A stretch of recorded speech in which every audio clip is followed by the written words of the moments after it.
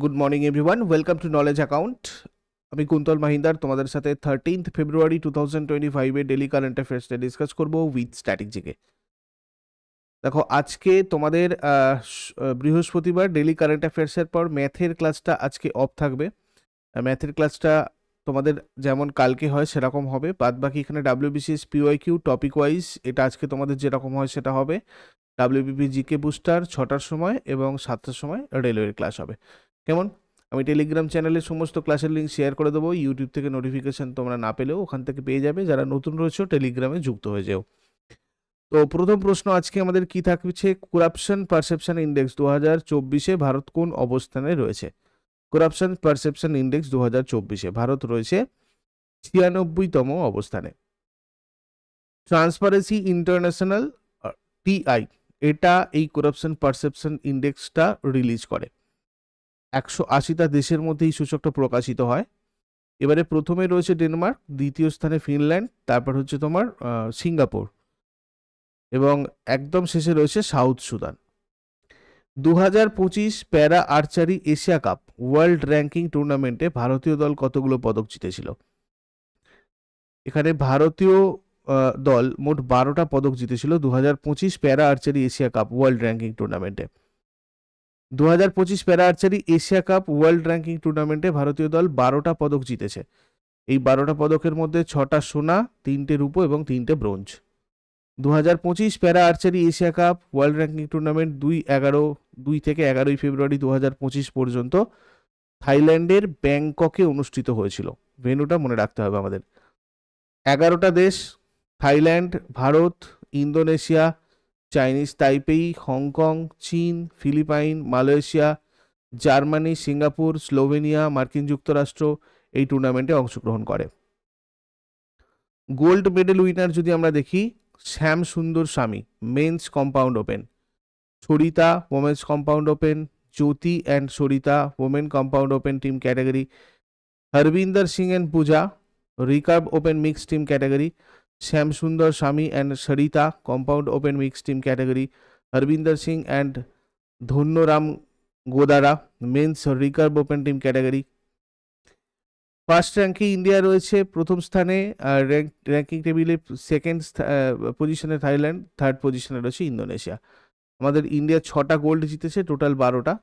এই খেয়াল রাখতে হবে এই জায়গাটা। আচ্ছা, পরের প্রশ্নে যাওয়ার আগে সবাইকে বলে দিই, জানুয়ারির মান্থলি কারেন্ট অ্যাফেয়ার্স বা আগেরও মান্থলি যে কারেন্ট অ্যাফেয়ার্সের A4 সাইজের পিডিএফ এটা তোমাদের ইবুক সেকশনে রয়েছে। ইয়ারলি কারেন্ট অ্যাফেয়ার্সও তোমাদের রয়েছে ইবুক সেকশনে দুটো পার্টে। আর কারেন্ট অ্যাফেয়ার্স স্ট্যাটিক তোমাদের পুরোপুরি একটা কোর্স রয়েছে যেখানে তোমরা ইয়ারলি কারেন্ট অ্যাফেয়ার্স এর A4 সাইজের 4টে পিডিএফ ছাড়াও 2024-এর কারেন্ট অ্যাফেয়ার্সের মক টেস্ট, 2023-এর কারেন্ট অ্যাফেয়ার্সের মক টেস্ট আর স্ট্যাটিক জিকের মক টেস্ট তোমরা এখানে পাবে। তো এটার জন্য তোমাদের এই কোর্স সেকশনে এটা দেখতে হবে, current affairs and static GK. এটা 1 টাইম পেমেন্ট, 1 বছরের জন্য তোমরা এটা অ্যাক্সেস করতে পারবে। জেনারেল স্টাডিজের একটা নতুন ব্যাচ, ফাউন্ডেশন ব্যাচ স্টার্ট হচ্ছে তোমাদের 25শে ফেব্রুয়ারি থেকে। রেলওয়ে গ্রুপ ডি একটা 25 থেকে স্টার্ট হচ্ছে। নিপুণ ব্যাচ যেটা অঙ্ক আর রিজনিংয়ের তোমার হচ্ছে ফাউন্ডেশন ব্যাচ, এটা 26শে ফেব্রুয়ারি থেকে স্টার্ট হচ্ছে, নতুন লাইভ ব্যাচ। তোমরা যারা যারা এটাতে জয়েন করতে চাও অবশ্যই জয়েন করে নিও নির্দিষ্ট দিনের আগে, যাতে প্রথম দিন থেকে লাইভে অংশগ্রহণ করতে পারো। আর এক্সিস্টিং ব্যাচ পরিবর্তন ব্যাচ ডাব্লিউবিপি কেপির জন্য, রেলের জন্য bullet batch, railway group D এবং এনটিপিসির জন্য, আর এসএসসি ফাউন্ডেশন ব্যাচ প্রাপ্তি এটা জিডি এমটিএস সিএইচএসএল এর জন্য। এই নাম্বারে যোগাযোগ করে প্রয়োজন অনুযায়ী তোমরা ব্যাচগুলোতে জয়েন করতে পারো। প্রত্যেকটা ব্যাচে অ্যাডমিশন চলছে এবং বিশেষ অফারগুলো রয়েছে। তারপরে আমরা চলে আসবো, কোন ভারতীয় রাজ্য নতুন চামড়া ও পাদুকা নীতি প্রণয়ন করেছে রপ্তানি বৃদ্ধি আর প্রযুক্তিগত উন্নয়নের জন্য? তো এটা করেছে উত্তরপ্রদেশ।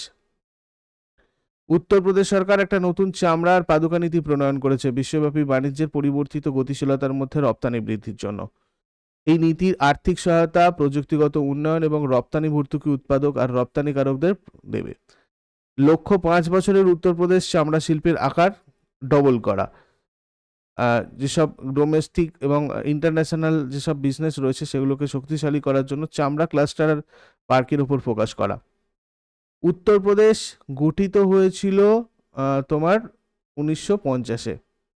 রাজধানী লখনৌ, আন্তর্জাতিক সীমানা নেপাল, এর সাথে শুধুমাত্র রয়েছে রাজ্যের সীমানা রয়েছে 8টা রাজ্য আর একটা কেন্দ্রশাসিত অঞ্চল, সেগুলো হচ্ছে উত্তরাখণ্ড, হিমাচল প্রদেশ, হরিয়ানা, রাজস্থান, মধ্যপ্রদেশ, ছত্তিশগড়, ঝাড়খণ্ড, বিহার আর তার সাথে দিল্লি। সরকারি ভাষা হিন্দি এবং উর্দু। আর দ্বিতীয় সরকারি ভাষা 1989 এটা গৃহীত হয়, মানে উত্তরপ্রদেশের দ্বিতীয় সরকারি ভাষা হিসেবে উর্দুটা 1989 গৃহীত হয়। জেলার সংখ্যা এখানে 75টা উত্তরপ্রদেশে। অ্যাডমিনিস্ট্রেশন যদি দেখি, বিধানসভার 403টে আসন রয়েছে, লেজিসলেটিভ কাউন্সিলের 100টা আসন, রাজ্যসভার 31টা এবং লোকসভার 80টা আসন। উত্তরপ্রদেশে কিন্তু বিধান পরিষদ আছে, লেজিসলেটিভ কাউন্সিল আছে। High court Allahabad high court. প্রথম রাজ্যপাল সরোজিনী নাইডু, ভারতীয় রাজ্যের প্রথম মহিলা গভর্নর, বর্তমান রাজ্যপাল আনন্দীবেন প্যাটেল। প্রথম মুখ্যমন্ত্রী গোবিন্দ বল্লভ পান্ত, বর্তমান মুখ্যমন্ত্রী যোগী আদিত্যনাথ। স্টেট অ্যানিমাল বড় সিংহ, state bird sarus crane, state tree Ashoka. জনসংখ্যার দিক থেকে বৃহত্তম রাজ্য উত্তরপ্রদেশ হচ্ছে দেশের সর্বাধিক সংখ্যক জেলা সহ রাজ্য। আধুনিক উত্তরপ্রদেশ রাজ্য ব্রিটিশদের দ্বারা 1 এপ্রিল 1937-এ ইউনাইটেড প্রদেশ হিসাবে তৈরি করা হয়েছিল। তারপরে চলে আসবো tata power renewable energy limited এবং ব্যাংক অফ বরোদার মধ্যে অংশীদারিত্বের প্রধান উদ্দেশ্য কি?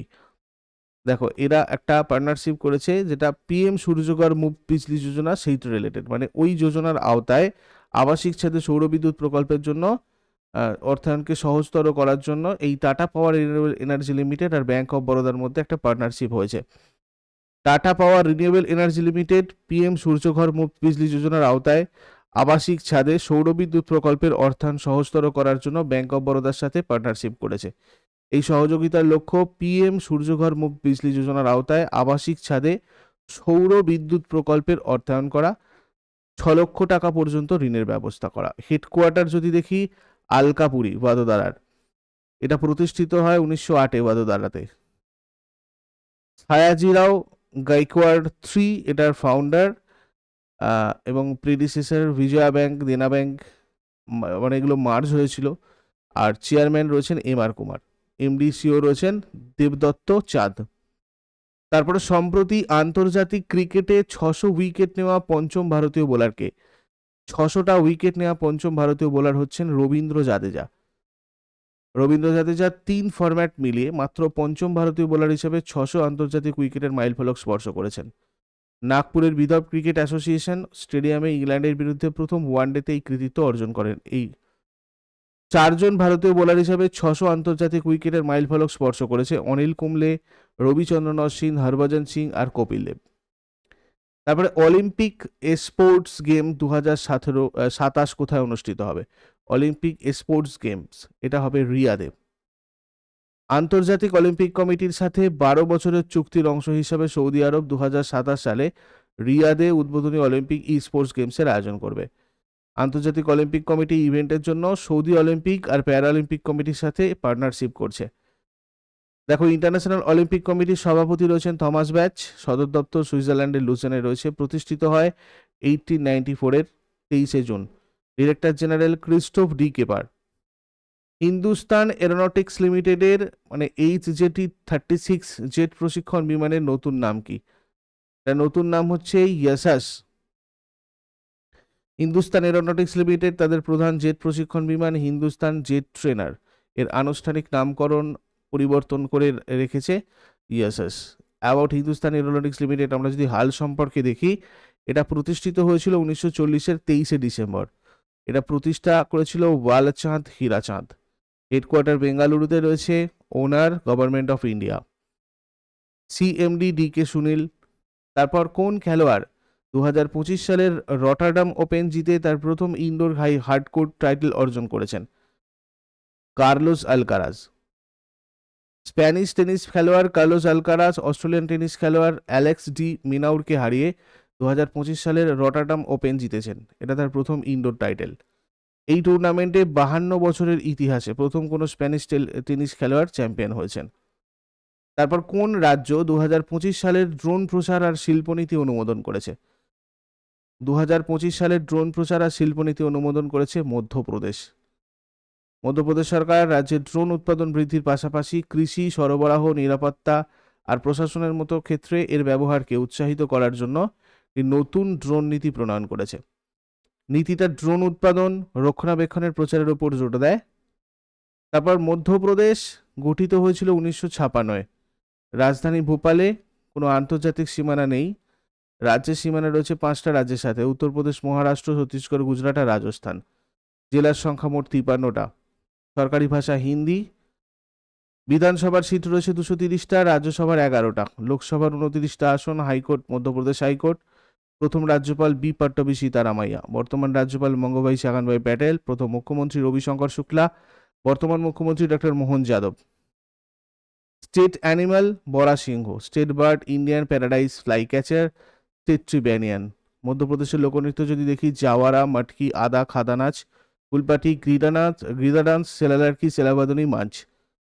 মধ্যপ্রদেশের ন্যাশনাল পার্ক কি কি আছে? বান্ধবগড়, কানহা, সঞ্জয়, মান্ডলা, বনবিহার, পান্না, পেঞ্চ, সাতপুরা আর মাধব।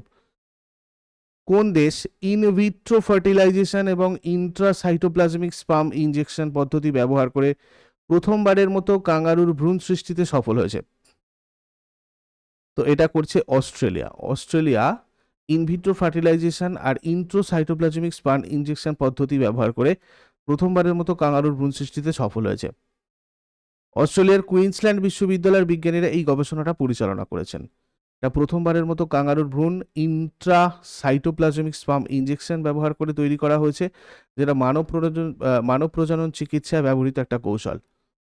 এবার আগের দিনের হোমওয়ার্কগুলো আমরা দেখে নেব। ভারতের জাতীয় পতাকার চূড়ান্ত রূপকে ডিজাইন করেছিলেন? এটা হয়ে যাবে পিঙ্গালি ভেঙ্কাইয়া। ভারতের প্রথম মহিলা রাজ্যপাল ছিলেন সরোজিনী নাইডু। আর আজকে তোমাদের জন্য প্রশ্ন থাকবে, পশ্চিমবঙ্গের প্রথম মহিলা রাজ্যপাল কে ছিলেন? ভারতের প্রথম মহিলা রাষ্ট্রপতি কে ছিলেন? শেষকালে কমেন্টে জানাও। চট করে আগের দিনেরগুলো কুইক রিভাইজ করে নেব। যারা যারা লাইভে রয়েছে অ্যান্সার করার চেষ্টা করো। 12 ফেব্রুয়ারি 2025 এর কোয়েশ্চেন্স কি ছিল? কোন রাজ্য 24 ফেব্রুয়ারি 2025 বিশ্বের বৃহত্তম ঝুমুর নাচের আয়োজন করবে? বিশ্বের বৃহত্তম ঝুমুর নাচের আয়োজন করবে আসাম। 1 ফেব্রুয়ারি 2025 institute of chartered accounts of India থেকে সিএ ইন পাবলিক সার্ভিস পুরস্কার কে পেয়েছেন? তা পেয়েছেন দীপক কুমার কেডিয়া। 2025 সালের ফেব্রুয়ারি মাসে অনুষ্ঠিত ভারতীয় স্নুকার চ্যাম্পিয়নশিপে কোন খেলোয়াড় তার 36তম জাতীয় খেতাব আর 10তম পুরুষ স্নুকার ক্রাউন জিতেছেন? পঙ্কজ আদবানি। জম্মু কাশ্মীরের কোন জেলায় পীর পাঞ্জাল শীতকালীন উৎসব শুরু হয়েছিল? পুঞ্চে স্টার্ট হয়েছিল জম্মু কাশ্মীরের পীর পাঞ্জাল শীতকালীন উৎসব। কোন তামিল চলচ্চিত্রটি রটারডাম 2025 আন্তর্জাতিক চলচ্চিত্র উৎসবে network for the promotion of Asian cinema পুরস্কার জিতেছে? এটা জিতেছে তোমার ব্যাড গার্ল। নোকিয়ার সিইও হিসাবে কে নিযুক্ত হতে চলেছেন? জাস্টিন হোটার্ড। মার্কিন যুক্তরাষ্ট্রকে অনুসরণ করে কোন দেশ বিশ্ব স্বাস্থ্য সংস্থা থেকে প্রত্যাহারের ঘোষণা দিয়েছে? আর্জেন্টিনা। WTA 125 মুম্বাই ওপেন 2025 একক খেলায় শিরোপা জিতেছেন কে? জিল টেইচম্যান। বোচাসানবাসী শ্রী অক্ষর পুরুষোত্তম স্বামীনারায়ণ সংস্থা দক্ষিণ আফ্রিকার বৃহত্তম হিন্দু মন্দির কোথায় উদ্বোধন করেছে? জোহানেসবার্গ। 2025 সালের কেন্দ্রীয় বাজেট শিক্ষার জন্য নিবেদিত কৃত্রিম বুদ্ধিমত্তার সেন্টার অফ এক্সেলেন্সের জন্য কত বরাদ্দ করা হয়েছে? 500 কোটি টাকা। এগুলো ছিল আগের দিনের কোয়েশ্চেন। ইউজফুল বলে মনে হলে লাইক করো, শেয়ার করো, কমেন্ট করে ফিডব্যাক জানাও। আর প্রতিদিন সকাল 6টার সময় ডেইলি কারেন্ট অ্যাফেয়ার্সের আপডেটের জন্য নলেজ অ্যাকাউন্টকে সাবস্ক্রাইব করে বেল আইকন প্রেস করে অলে ক্লিক করে নাও। Thank you so much. Take care. Have a great day.